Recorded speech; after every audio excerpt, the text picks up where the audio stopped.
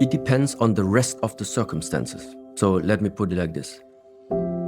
If the salary that you have, for example, is just as much that you can pay your rent, nevertheless, you want to have that sports car, therefore take a loan, then buy the sports car, it's very probable you're gonna be very attached to the car. Yeah, simply because out of the situation you bought it from. Yeah, you didn't buy it from a position of abundance. Yeah, so this is already not a good starting point to afford something that you actually cannot afford. So differently it is when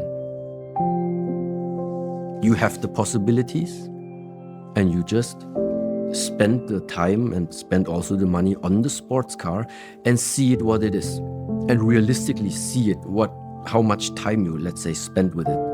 I do think the excitement in the beginning is there for a week, maybe a month. That's already long, but it's fading. And at some point, there will even be a day you don't even see it because you're busy. Then there will be a week when you see the car once standing around somewhere. And then there will be a month passing by where you are traveling the world and you're not even sure anymore when was it the last time that you were riding it. So, and these are things like when you observe them and actually realize, yeah, it's the truth. This is how the development of things with possessions is. In the beginning, it's always like you want to have, and then they fade. So, and diving into this type of mentality of really understanding wanting is the one part, and then realizing how is life really? Do you need it? Is it necessary? Can you afford it? Is the second part. It just opens another perspective. And then you just decide for yourself.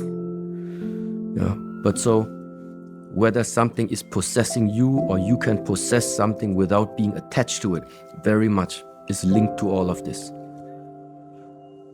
From which position did you buy it from? Did you attain it from? And then the second thing is, how much time do you literally really spend with it? You know, whatever appears in our life. If I have my goal set right now, what you are not supposed to do is to witness something. And now if you have like the number one, sensual desire, sensory desire, what we tend to do is we like start to pull things towards us. Okay, that's number one.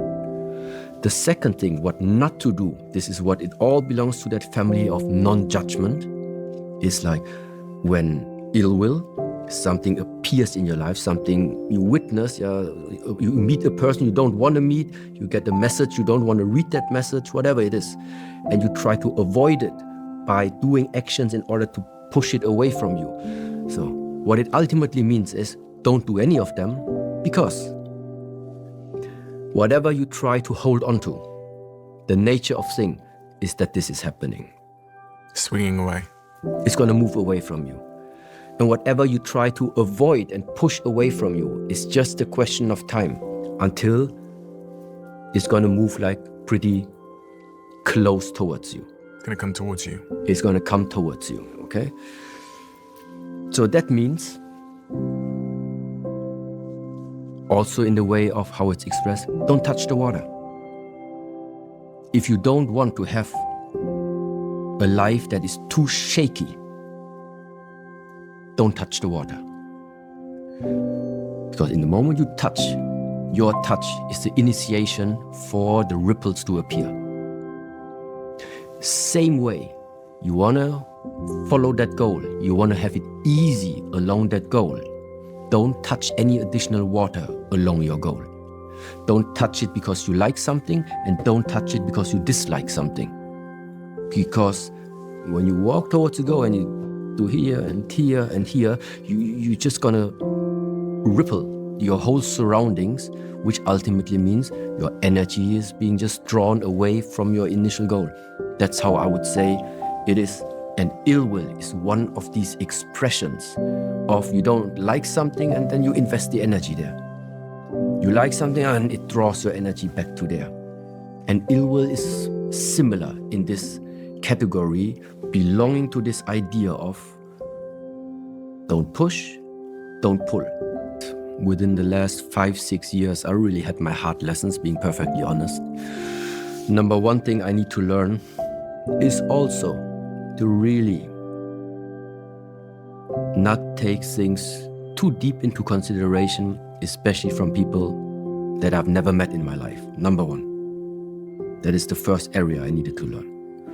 Which means everything that's on social media, everything that is publicly available, this is one thing. Why?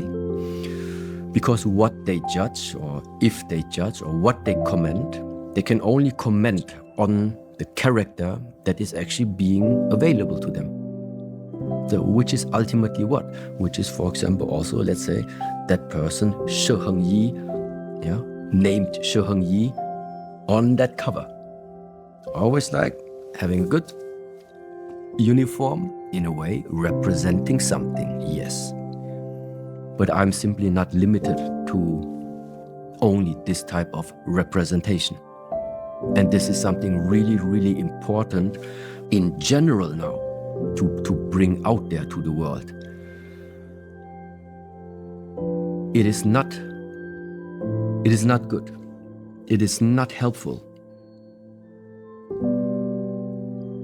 if this idea of putting people on how you call it, on a higher pedestal or podest is not a good idea. The idea of raising somebody up to be our guru, raising somebody up to be our master, raising somebody up, oh yes, he is the special one. All of these things are doing exactly the opposite of what I'm trying to bring into the world, of what I do believe is the key, especially in these times right now, worldwide. It is to become aware of the real and the fake. This is the current situation that we're in. That the threshold, that the line between whether something is real or whether something is artificial or not real, it's becoming so incredibly slim, that line.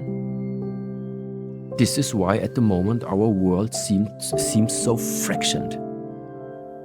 There are the ones which are completely about, let's go into the nature, and then there's the other fraction which is all about going into the technology, into everything that's available nowadays, where ultimately meaning at some point you will be able to just spend your whole life in your living room, because everything you want to see and want to partially experience, you just call it into your living room. It's going to be possible at some point in time. So, how do we get to the point? Yeah, realization at the same time was, it's also not helpful, or wasn't helpful, or let's say was also a lesson for me. Even the close people, even the very close people in my surrounding that stayed with me for 8-9 years, sometimes even such close people don't know who you are. Can also happen. Hurts double as much as people saying something about you that don't know you. Now you have people that you thought know you and still they didn't get you. Also very painful. So ultimately leading only to one thing. It only leads to one thing. You would have right now the impression of, so what's the only way? Just go your way regardless of what people think? In a way, yes. But have understanding for them. And no ill will against them. Have empathy for their lack of understanding. Yes. That is ultimately the only thing that me as a result for the current state of being that I took as my consequence. Yes. So be careful, be very aware who are you letting into your circle, and ultimately rely on yourself and maintain your, sorry to say, but it's the heart.